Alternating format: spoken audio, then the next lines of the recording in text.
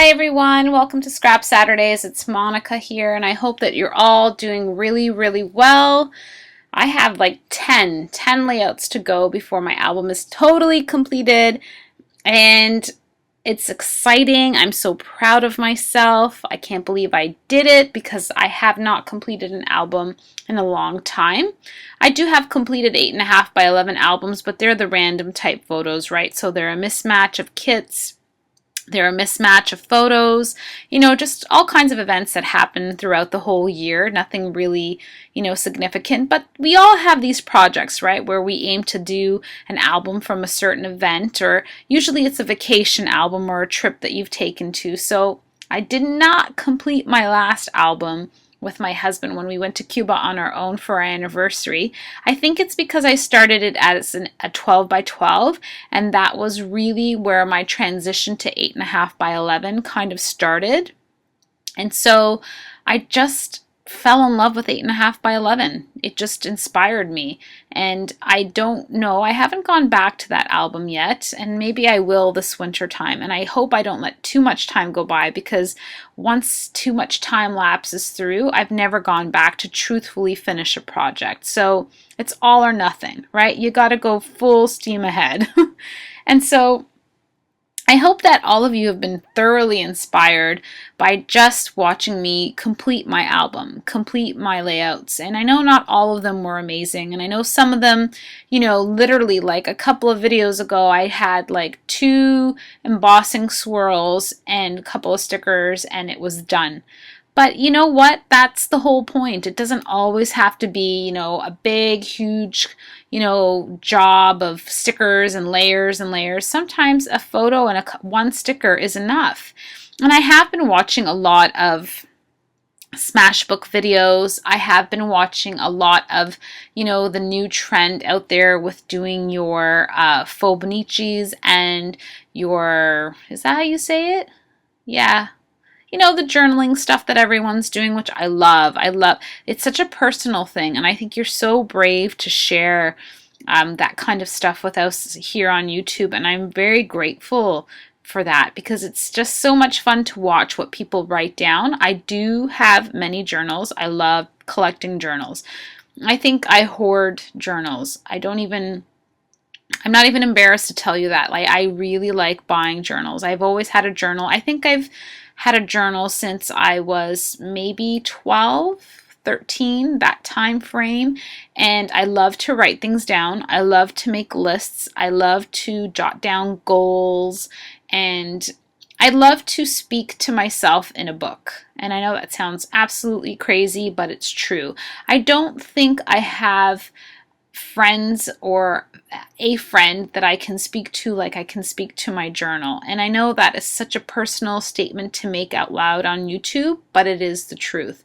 I don't think that the lists and the goals and the wishes and the dreams that I write down, I don't want people to judge them, and I don't want them to look at me and think, oh my God, what is she writing? But sometimes it alleviates so much thought, the overthinking that you do in your brain, the kind of thinking that you do when you can't fall asleep and you're excited for a new challenge or a new chapter in your life, or an old chapter that you need closure on. And I think that's the whole thing. I think it comes down even to scrapbooking and how personal it is and how brave we are to, sit here and record our process, because sometimes not all layouts are going to be the rock star layouts, as I call them, right?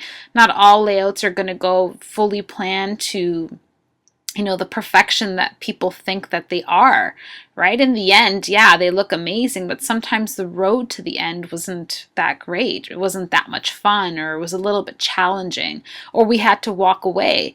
And so completing my summer album has given me such a good feeling. I've truly come to my full realization that 8.5 by 11 is where I like to be. I dabbled in so many different sizes. I dabbled in, Project Life, which I still love. I still love that format. But I don't do it every day. I do have time, but I choose to do other things with the time that I have on a daily basis.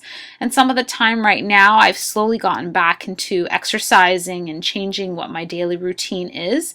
And I do have to take care of myself too, right? I have to,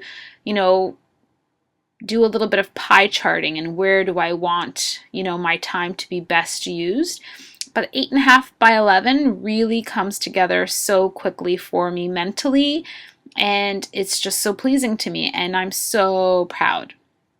So complete something, complete a task. And it's just like when you've talked to somebody that a friend or a family member or a coworker, and they've ever told you that they've run a 5K, and they've completed that race. And whether or not they were first or dead last, the face that they have is like, man, I completed a 5K.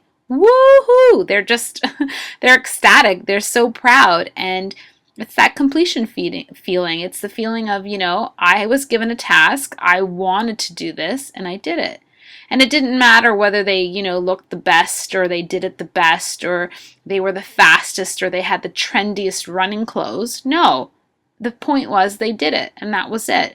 And you let go of the rest, the what ifs and the shoulda, coulda, wouldas. No, you just did it. And so I think we should do that in our scrapbooking. I think we should kind of bring that mentality where we stop overthinking everything else and we just become so proud of the completed work that we do. And Sharon left me a comment last week and she said that I don't really notice all of that. I just notice the photo and I remember the memory of whatever it was that photo was about. And I'm thinking, yeah, exactly. That's what we're doing. We're just putting a bunch of pretty paper and little trinkets all around the photos that matter the most. Everything else, it doesn't. It won't be trendy 10 years from now or 20 years from now. But the photo will always be trendy because it's a photo that you took time to take of something you loved in that moment and you will always love. I think, there are photos that people do tear up.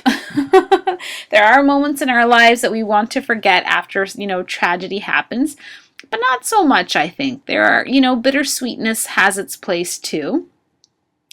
And so I really am so happy that I'm almost done.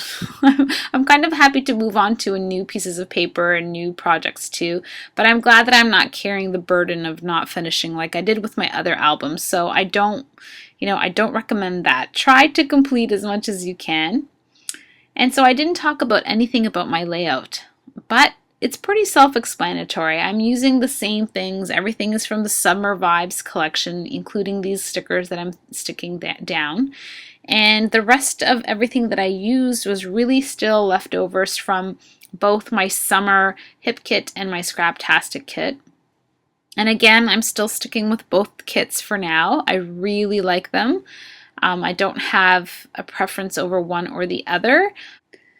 And so for now, I'll just, continue as long as I can. I mean, as long as I can afford both of them. But eventually, I do know that I'll have to scale back on one of them. I totally send out so many hugs and so much gratefulness. Truthfully, I know you see them on my videos. I changed my style for my opening and my closing, and I have added in little blurbs of be inspired. And I don't know. I'm just having fun with you guys out here, and I'm enjoying, scrapbooking for myself, really.